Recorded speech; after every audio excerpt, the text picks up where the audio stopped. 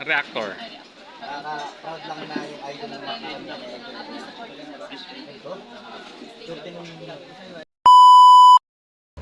Hi guys! Welcome back to my channel, Trending Pia po. Ayan, bago natin start ang ating reaction video, pasalamatan muna natin si Lord. Thank you po. At syempre guys, pasalamatan natin na may-ari ng video, si Kuya Rensen Vlog. Kung hindi ka pa subscribe ka na po. Ay, grabe. Ayan, at huwag kalimutan supportahan syempre ang manang Kalingap, Kuya Bal Santos Matubang, Kalingap Rob, Ate Edna.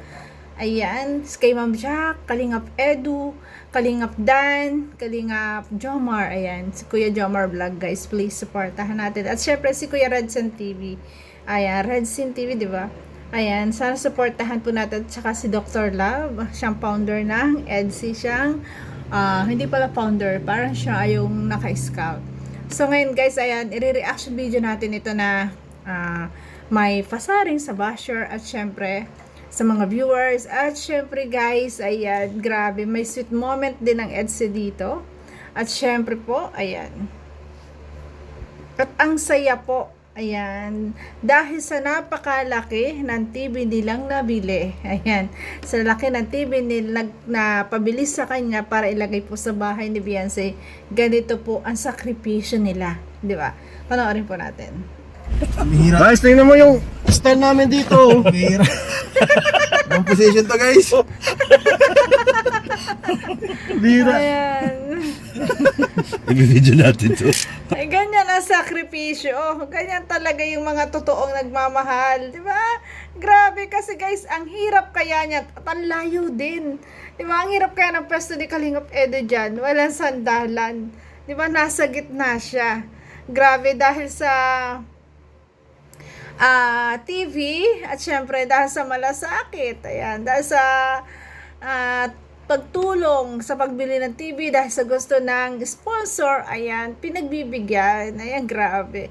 Kaya yan, nagsasakripisyo sila ng ganito. At alam ko, yung dalawa, nag-commute pa kasi hindi na kasya. Pero si Kalingap Edo, kahit na ganito yung pwesto niya, hindi siya nag-commute, di ba? Ayan, ganyan. Panoorin natin, guys. Pero ang saya naman nila habang nasa biyahe. Naku, pwede dyan at malaki ako. Ay, naku, durog to. Pag na dito. Pag pumagit na. Ayaw na.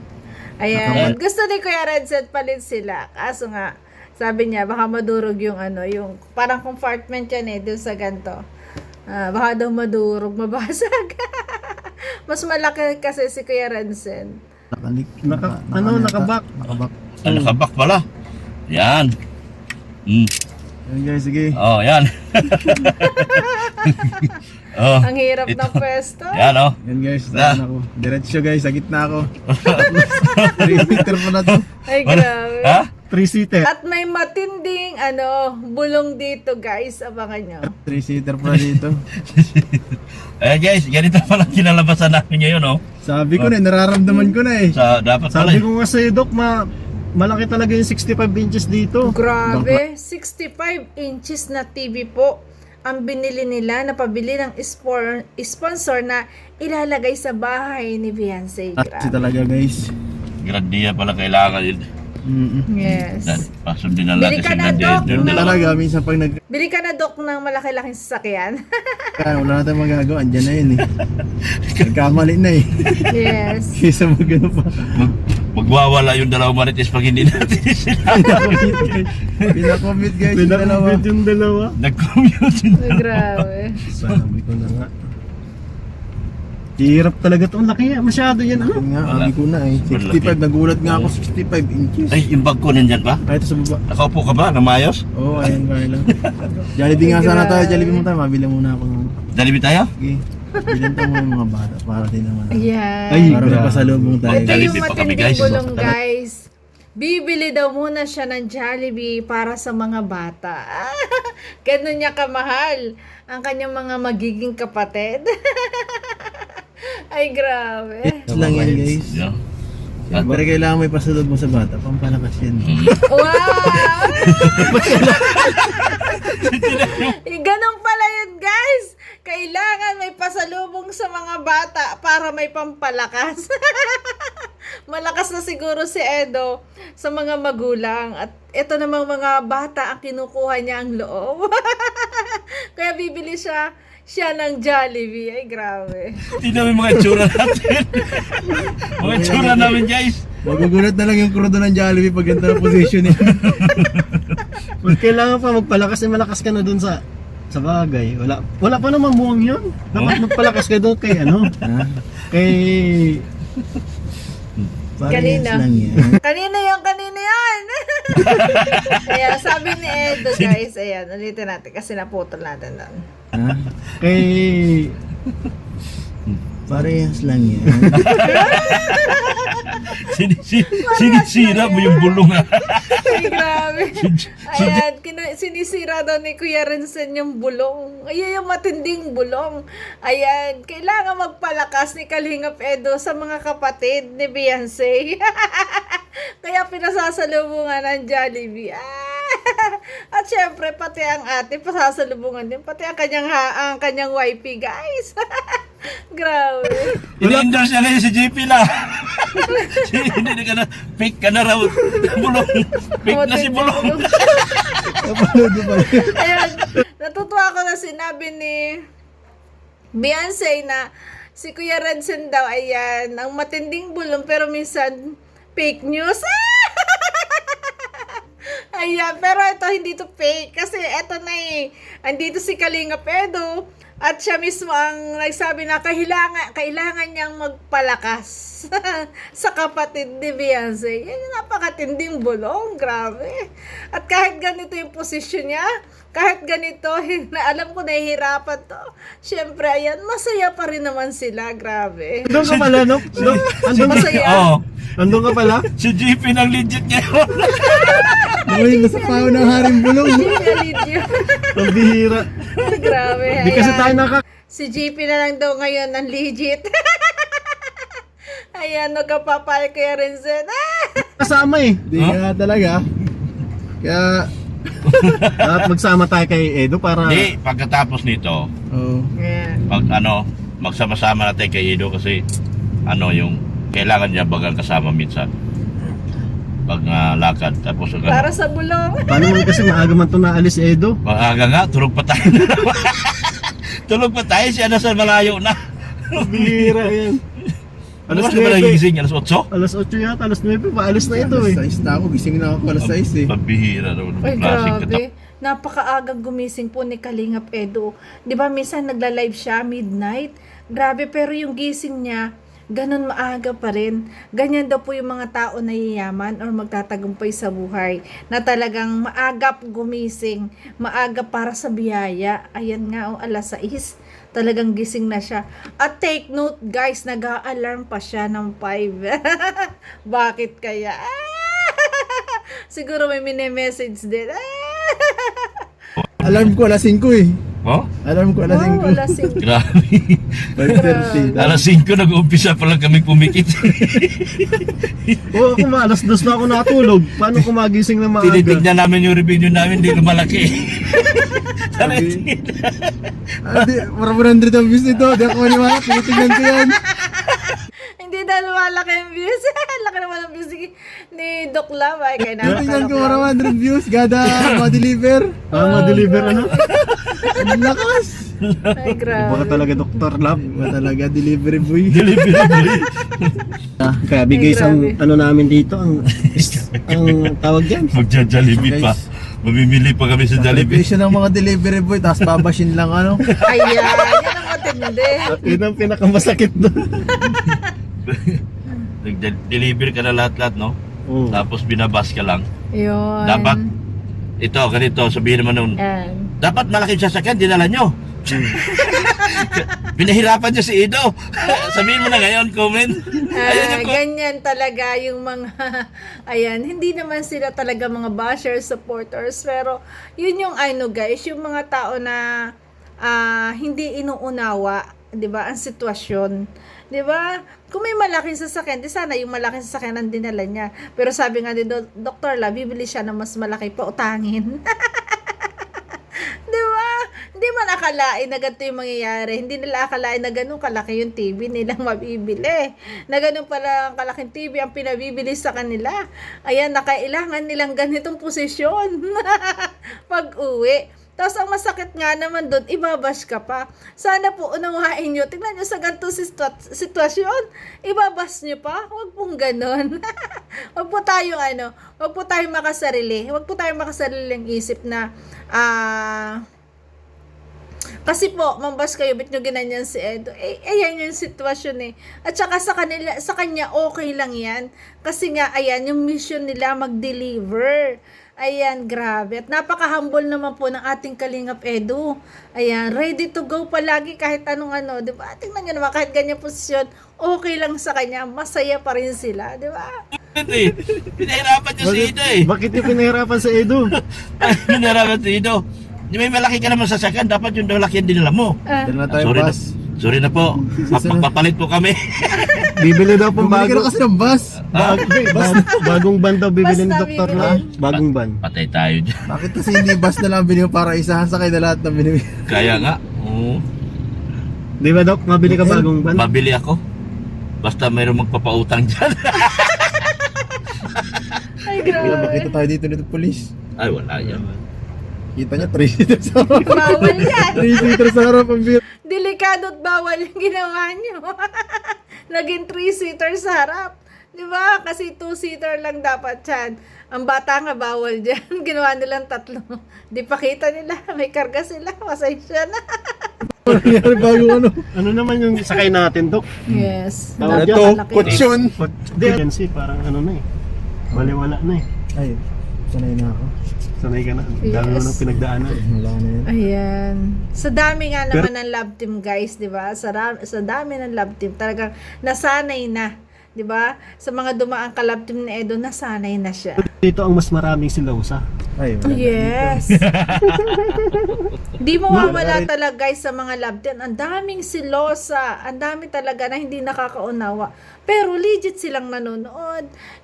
Legit silang nagmamahal. Pero sana pag kayo nagmamahal, uunawain yung lahat, 'di ba? Kung kayo ay nagmamahal, kasi ang totoong pagmamahal po inuunawa lahat, 'di ba? Huwag makasarili. O 'yun. dito. Kaya rin na kasi wala eh. Wala akong masyado at okay lang kahit anong gawin. Kay Reyna. Basta kasama mo si Reyna eh. Tapos yun Yeah. nga, may katabi ka lang na babae. Ganun talaga. Pag gwapo ka, pag sisilosan ka. 'Yun. Pag ibig sabihin gwapo ako po, ay salamat po mga inaw. Problema Pag gwapo ka, pag sisilosan ka, ay gwapo. Ay nako, Kalingap Edo, kagwapo mo kaya. Napaka-apil pa. Di ba? natin talaga yung mga ganyan, ano? Oo eh. Si Freda na lang isasama ko lagi sa vlog ko. No? Freda. Oo. Si Frida. Si Freda guys, ano? Yari din ka, naman lalo sa mga mababas ka viewers. doon. Ayaw yung sa babae, sa bakla na lang tayo.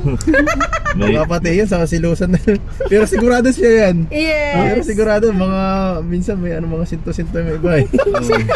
Hindi naman lahat daw. Meron pa rin talaga Oo. mga. Sinto. Oo. Kasi yung iba kasi Ayan. guys, ano eh, masyado nilang kinukumpara nila yung mga kanilang mga sarili masyado sa atin. Yes. Iba naman Bawal tayo. yun. Saka yung kanilang mga buhay-buhay. yung mga nakagisnan, yun ang pinaka ano eh. Nire-relate nila sa tao ngayon. Siya nga, Hindi ano, pwede. parang Hindi mo pwedeng iganon ang mga tao ngayon. yung buhay nila, Gusto halimbawa, nagloko yung asawa niya, parang ikaw ba, parang sa'yo, pinapasa, Oo, pangit. No? Oo. parang, Sasabihin, yes. Totoo yan. Bakit nga naging ganun yung mga tao? Ang nangyari kay Juan ay pwede mangyari kay Pedro. Minsan kasi ang nangyari kay Juan, ayaw ng ano't kasi mangyayari din kay Pedro. Pero hindi naman kasi bawat tao ay may kanya-kanya pong kapalaran. Di ba? Hindi ang nangyari ay mangyayari ulit. Pag nangyari to, mas maganda yung darating. Di ba? Ganun naman eh. si Biancy, kawawa naman si Biancy at niloloko lang ni Edo. Sabi ko, bihira itong mga Hindi tao nga na po. to. Paano kaya nila nalaman na Kaya, magkakasama ba sila dito? Hindi nila pwedeng yung kanilang nakagisnan sa atin. Parang yung buhay, Parang, ang pangit yung buhay na. nila, parang Oo. kinokonek nila kay Biancy. Ano, Oo, parang parang yung parang na-experience nila.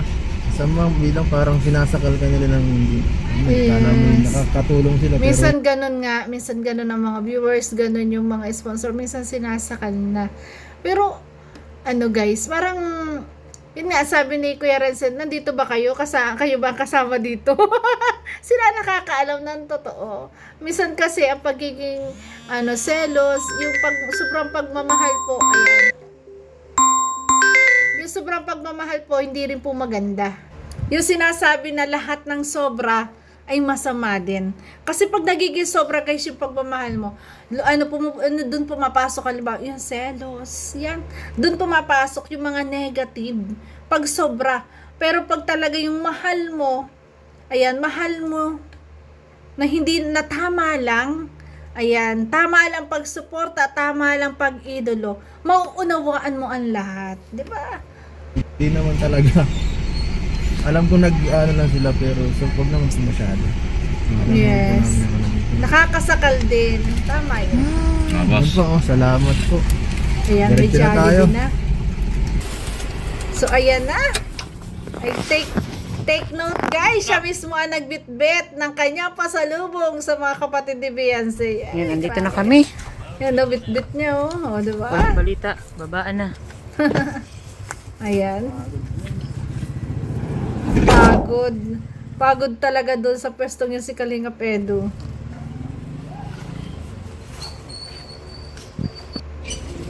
Ayan oh. Pansin ko malilimit yung ganyang sitwasyon. Yun ang pansin ko, malilimit yung ganyang sitwasyon na laging may dalang pasalubong. Kasi ngayon, di ba, dahil ngayon nga, malapit na at laging pwede na laging puntahan si Beyonce. Malilimit ang pasalubong na ganito, guys! Malimit ang punta. Ayan o, napakalaki nga naman ng TV. Oh. Grabe. Thank you sa sponsor. Grabe. Sulit. Ayan, syempre, yan, nakaabang na ang kanyang wifey. Abot na niya yung Jollibee sa loob.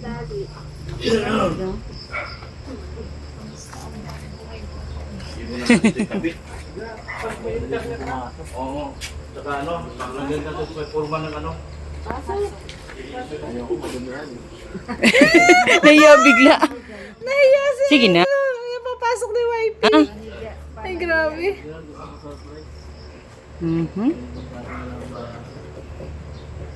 Ayan, papasok na.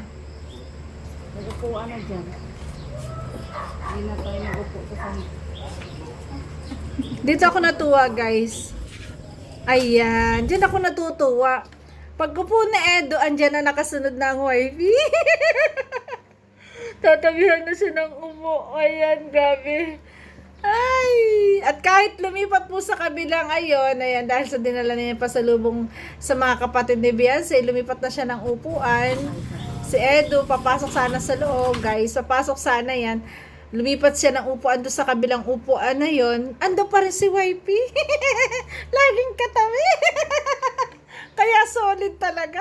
Napaka-solid talaga. At yun ang sinasabi po sa bulong din talaga ni Kuya Potpot na Edsy is real. Yes. Doon pa lang talaga mapapansin mo. Grabe. Mahiyain lang talaga. Pero patuloy na makikita na natin ang kaswitan nila. Kasi nandun na yung love talaga. Na dati nagsimula sa I like you, mahal kita, ngayon I love you. At ang huli guys, kiss ko. Pag nagbabate, ay kiss ko. Malambing pala si wifey guys. Ayan. So yun guys, ito yung bulong. Ayan, ang bulong doon. Ayan, si Kalingap Edo, kailangan din palang magpalakas sa mga kapatid. Laging kailangan magpasalubong at syempre madadalasan yan. Di ba? So yun guys, thank you for watching. Ay grabe, sana naman wag pong i-bash ang mga taong ganito nagsasakripisyo. Grabe, wag na po ninyo sana i-bash. Lalo na itong mga nag-deliver na ang hirap po ng kanilang sitwasyon, lalo ngayon nga pag-deliver ng TV. Sana maunawaan po natin. Ayan, kaya ganun po ang upo ni Kalingap Edo, kaya siya nasa ganun sitwasyon. Kasi po nga masikip at malaki po yung TV. Walang space. Yung upuan kailangang itupi para yung TV ay maihiga kasi delikado. Yon. Guys, thank you for watching at kung nagustuhan mo ang reaction video ko, baka pwede po like, share, and subscribe. Trending Pia po, nagsasabi na God bless and I love you guys. Bye-bye po. Ingat palagi. I love you.